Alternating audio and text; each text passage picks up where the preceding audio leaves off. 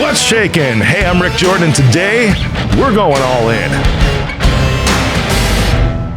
All right, today this is going to be a blast because real estate is always up and down. People think that they can make a lot of money into it. And I've known many, many agents who have gotten into the business and have just sucked.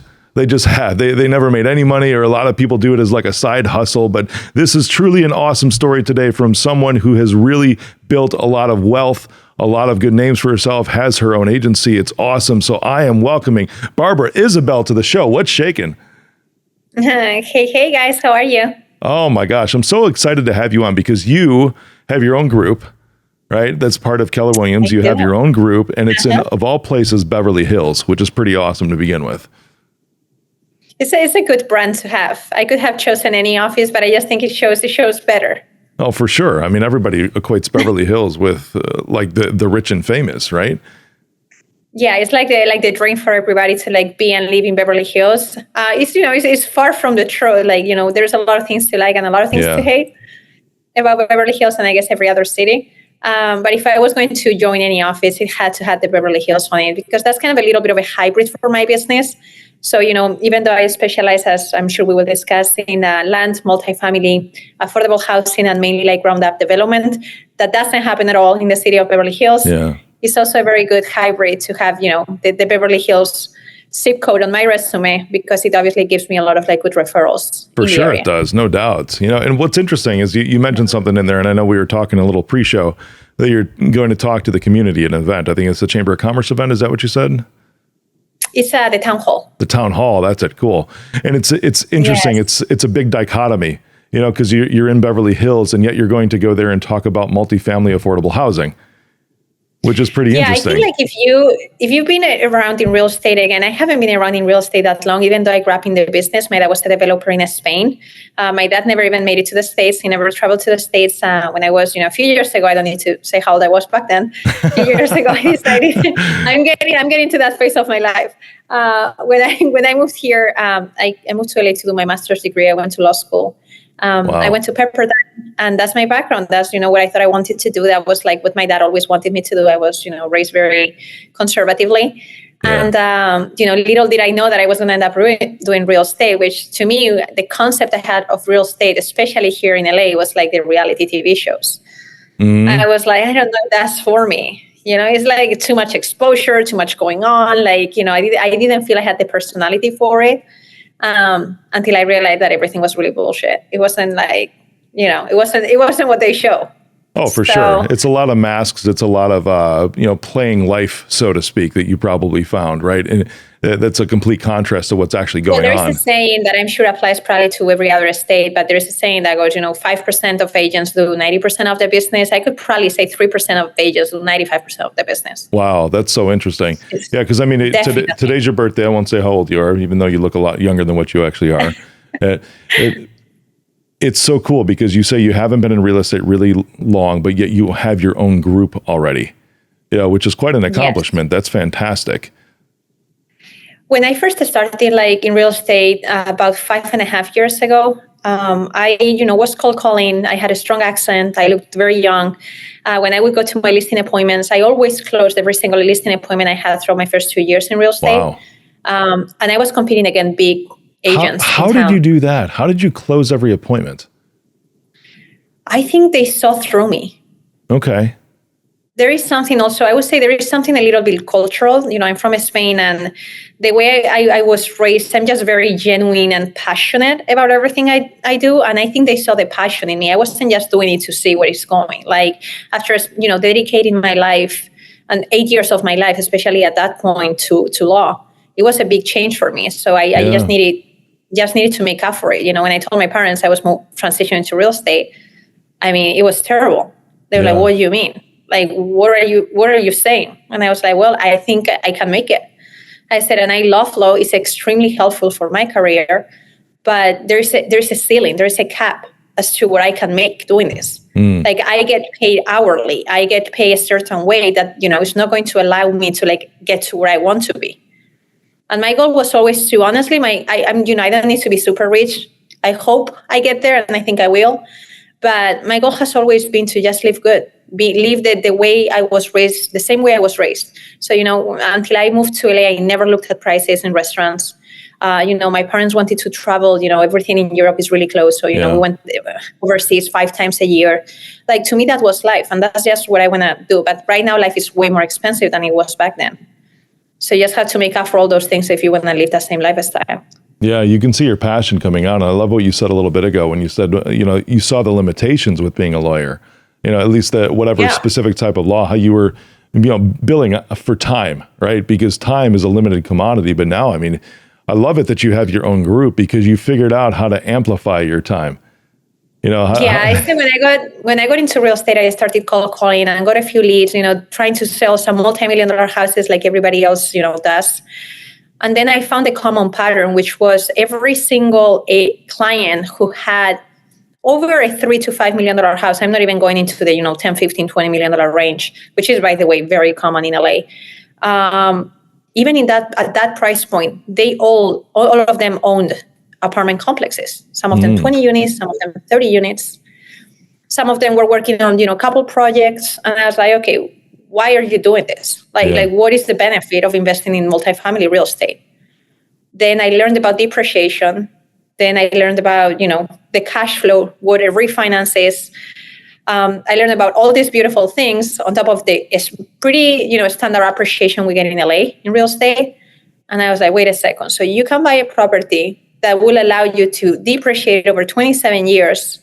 Okay, so that means that some of the money that I make is tax-free, which of course, we can get into detail if you want to, but all the benefits that come with investing in multifamily real estate, which, by the way, this is not something that I just dig into. This is something that I think, if you're curious enough to know how you can legally save money on your taxes, it's going to come up no matter what. Oh, for sure, yeah.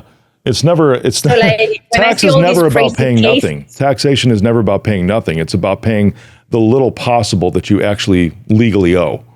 Not overpaying. Yes. Not overpaying. You got it. And obviously not to get political, because I don't discuss politics. I want to obviously just talk strictly about my business, what I do, and who I am. Oh, especially California. Regardless California of has no political real inclinations, I was gonna say like a lot of people say Trump does this, he does that, he doesn't pay taxes. He's not stealing money from anybody. The way he's doing it is he owns apartment complexes, 50 of them in every city. So with the huge depreciation he gets through that, he can live tax-free, him, the ones coming after him, and the 5 generations after those. Yeah. It's a very smart business plan. And again, it's nothing it's not a secret. For sure. You know what I mean? So that was something that always caught my attention. And eventually I feel that the logical path, if you go from, trying to sell multi-million-dollar houses, they're learning about multifamily, you learn about depreciation, and you obviously don't want to buy retail. Most of the time, it would be better not to have to pay, $3.5 million for something. But what if you, get into the deal upfront? What if you partner with us, or, with some of my clients? That's what I did. And you get in from the beginning. So, that's the way it works out better, I think, over time. But that's really either awesome. way, you're gonna, it's just a benefit. Yeah, for sure. I've looked at the tax code before, and I've read things with the tax code specifically that it's 2 pages of the tax code are the taxes that you owe. You know what I mean? And then it's the entire rest of it, which is 170 something pages, are how not to pay those taxes. I heard about that. Yep. And it's so true, because it's like what you're talking about with Trump. It doesn't matter about politics whatsoever. Not one bit. It's just, it's business plans, and then you can reinvest things. And it's really cool, because a lot of the multifamily affordable housing, you're actually doing a good thing for people too. While you're benefiting as a businesswoman, you're doing a good thing by providing affordable housing to a lot of other people who might not generally get it instead. So we have a term here that I don't even think is a popular term whatsoever, just so you know, in case this is how we call it, meaning me, my partners, and the clients that I work with in the affordable housing world. It's called impact investing. So that's what we're doing. That's awesome. So are we making money? Yes, absolutely. Otherwise, we wouldn't do it. We are not a nonprofit organization, and there are nonprofit organizations out there. We are just not one of those. Yeah. We want to provide a service. We want to, especially here in the city of LA, we have a huge problem with housing, and the homeless situation is completely out of control. Yeah. I don't know what the news show or don't show, because I don't really watch the news that often. But the situation with the homeless is disaster anywhere you go. Yeah. in anywhere LA you go. and San Francisco, both of those two cities in California. Yeah, San Francisco, I think it's even worse. I think it's even worse. But like here, I mean, it's just, and then we're paying like, $1 million for pieces of dirt that are just like surrounded by waste. And it's really crazy. But again, if it makes money, it makes sense. So. Yeah, for sure. That's so cool. How long did it take you from getting into real estate to having your own group? 5 years. That's fast. That's really quick. 5 years, right? 5 years. So 2018, and I got my group at December of 23. So yeah, like I would say it was the summer of 2018. I started doing real estate, and I got in on December of 23. So just over 5 years there. That's awesome. That's really, really quick. Congratulations, by the way. That's fantastic. Thank you. And I love it. I bet. Yeah. Well, you're your own boss. There's you get to also help a lot of other people by doing it. Let's talk about the event a little bit. Is that cool? It's absolutely. Yeah. You were invited to talk about this event, which is tonight. About multifamily affordable housing. Why did the community invite you to speak about this? Why is it such a priority for them? Well, I think my story is a good story overall. Like if you look at my background, where I come from, they obviously ask me a lot of questions. I'm relatively young. I have a very strong accent, but I made it in the city of LA. Yeah. But just really being passionate about what I do. Relatively and I think young. that the you numbers are young. speak for I'm 44 themselves. and I'm young. You are young. Well, it's not like the 30s crisis kind of thing. I don't know if there's such a thing, but I'm just making it up. You're thinking it is, yes.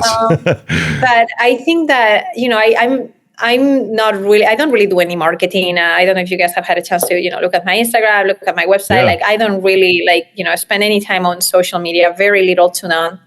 But I think the numbers speaks for themselves. Like the more you encounter, like, as I said, very few people in this business actually do business. Yeah. And if you encounter somebody multiple times, I think that's something that, people appreciate. They start to give you credibility, and they're like, oh, okay, so even though she looks this way, and she looks young and she has an accent, and you can tell she wasn't raised here. Even though all of that, she's actually doing business. So to close, I don't know what I closed today, maybe 100 deals. Just to close 100 what deals. she closed. Yeah. Possibly, I would say maybe somewhere between 75 and 100. I'm not sure. Yeah, that's incredible. But somewhere around there. Yeah. Yeah. In the city of LA, which is extremely competitive. So they're like, okay, so she's been through quite a few transactions. Yeah. You think? I think that's a result of that. They look at my background. Again, I am not the agent selling, $2 $40 million houses a year and netting $80 million a year on sales. But they look at my numbers, and I do a lot of volume, So my sales are anywhere from 500,000 to 2.5, most of them. That's, I would say, the sweetest spot. But just a lot of them. Yeah. So I think that they were curious to know, how did I get to where I'm at today? How can I inspire other people to get involved into what I'm doing? Beverly Hills, at the end of the day, they really like taking care of their community, but also they like, people who make money. Yeah, yeah. So I think if, they know that what I'm doing makes money. So I think they also want to learn about it and be a little, pick my brain. For sure. To see how is it that they can get involved or maybe take a part of it. Yeah, well, that is a lot of transactions for just one day.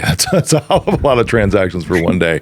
You talk about volume. I think that's an understatement, Barbara. That's I think that's the number of transactions that I've done since I started. 5.5 years ago now. Yeah, that's fantastic. You've got to have a pretty good sized team too. But I think most importantly, you probably have this systematized at this point. Well, I didn't have a system I didn't have a team until 3 months ago. Yeah. So December 25th, it was me, myself, and I. Yep. But you had a system. That was, absolutely. And I was feeling, I had a girl that I tried to work with, but basically what I would do is I have a transaction coordinator, which is someone that handles the paperwork in the transactions, and I will pay her double her fee in every transaction, just to make sure that she went the extra mile on all of my files. That's it. That's fantastic. You know what I mean? If I send her all my clients' information, just have them deal with it. DocuSign, this and that. Obviously, she always sends me the paperwork first so I can approve it before she sends it out. Yeah. That's what I did. That was it. And then, I think the most transactions I had in escrow at the time were 11. That's awesome. 11 escrows. Yeah. Yeah. That's fantastic. And then now, as of December, I was like, okay, I need some competent people, which is very difficult to find, almost impossible. Almost impossible. Sounds like you've been through some bad ones a little bit. We all have. Yeah, right? I had I tried like 6 different people last year. Wow. And it's difficult because they think, okay, they think that you're going to hand them the business and that they're going to start making money like 3 weeks later. If anyone could have given me the opportunity I'm giving any of these mentees, I mean, that would have made my life so much easier. I would have accomplished where I'm at like way faster. Yeah. I just didn't have anybody. So I like how you call them mentees also, because they're not just employees, right? They're coming underneath you. Oh, absolutely not. No, there's a huge opportunity for growth. They don't just get paid what they get paid. I give them bonuses. If I close a deal, they make money too. Nice. And it's a very fair split, something that nobody really offers. Yeah. And my goal is, listen, if I make them happy, they will make me money. And eventually, if they want to fly solo, they will fly solo. There is really no competition with what I do. I'm really a land expert consultant, specializing in expediting stuff with the city of LA and the housing department. I have great relationships with them that I built throughout the years. There's no way to compete with that at the end of the day. Like, I call the housing department and I'm like, listen, this process that is taking them literally about 16 to 18 weeks, I can get it done in 5 weeks. There's no one that can do that because they know how I operate. For sure. So that's the value that I provide to these developers that I work with. So as a result of that, I also opened another company last year where I'm doing basically land consulting, and I'm just helping expedite all city paperwork for anyone who wants to use my services. So far I signed like my 4th client like 2 weeks ago. It's nice. That's awesome. It's a little bit of extra cash flow. For sure. I have a question regarding your mentees. Okay, when you bring them on, right? Because it's only been a few months. My guess is that you have some kind of speech that you give to them, ahead of time, because it's you've gone through some bad people. So how do you frame it up for them to be like, hey, this is what it's going to be like with me? I say very simple. You want to work and make money, you are going to make money, but you have to work. It's not just going to come to you. Now, if I see consistency and if you follow what I'm telling you to do, and if you do what I'm asking you to do, you will be making money in less than 2 months. Like, not just what you are making, you will get a bonus in less than 2 months, because some of the stuff that we buy, we don't only do affordable and multifamily, we do a lot of flipping. That's how we, pay our payroll. Yep. So, flip side, we can close in 10, 14 days. It's all cash transactions. Those are easy. So, if I close a deal and I make 8,000, I will give them a third. I will give them 2,500, whatever it is. Yeah. Like, for me, it's not about like, listen, if I have someone who like really wants to learn, like, I want to teach them. Like, I'm excited to teach people. I love that. That's awesome. That's really... People feel like, there's no competition with what I do. They don't know the people the way I do. You know what I mean? And I had somebody that I was teaching last year decided to try to go solo. And she actually closed one deal with one of my many clients. Let's put it that way. They weren't exclusive to me.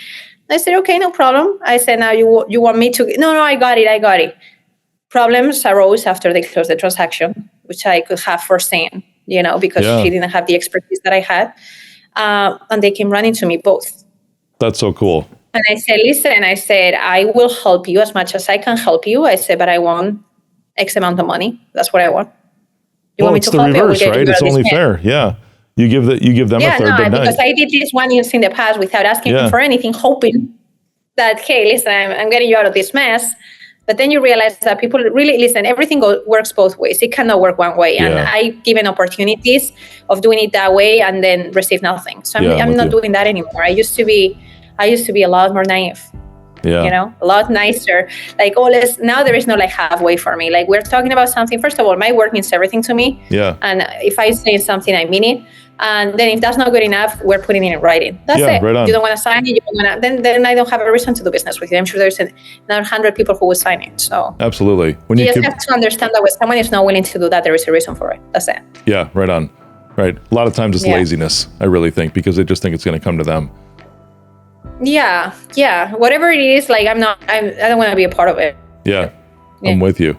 Oh, I love it. Well, I'm excited for you to talk about this stuff tonight. I wish I could be there myself. to hear you talk about this. I'm sure my friends are going to take videos and Good, a bunch of agents will be posting. Please, I want to see those. It's awesome. I'm impressed. It's been only 5 years from just starting in the business to having your own group, and you've got everything ready to go. I appreciate your heart. I appreciate your spirit. I appreciate your fire. All right. So we've got to send everybody somewhere. I know you don't do a lot of marketing, but where can everybody find you? Instagram, Barbara Isabelle, RE like real estate. That's my Instagram. If you want to reach out to me, my email address is pretty much the same at gmail.com. And I would say that's the best way to find me. You can DM me, you can email me, you can call me. My cell phone, my actual cell phone, I'm not one of those that has 3 different cell phones. I only have one. It's in there. I'm very open. I'm very open about everything I do. I'm very passionate about what I do. I'm starting my own fund now. We're looking to raise about $20 million to go deep into affordable housing and a bunch of other fun stuff. So I just pretty much, you can find me there, but I also dare anybody out there, especially in the city of LA, to compete with what I can offer. That's awesome. From lawyer to real estate agent to real estate group owner and now to impact investor. Barbara, thank you for coming on today and just making us all smile. Thank you so much, Rick. Thank you so much for having me on.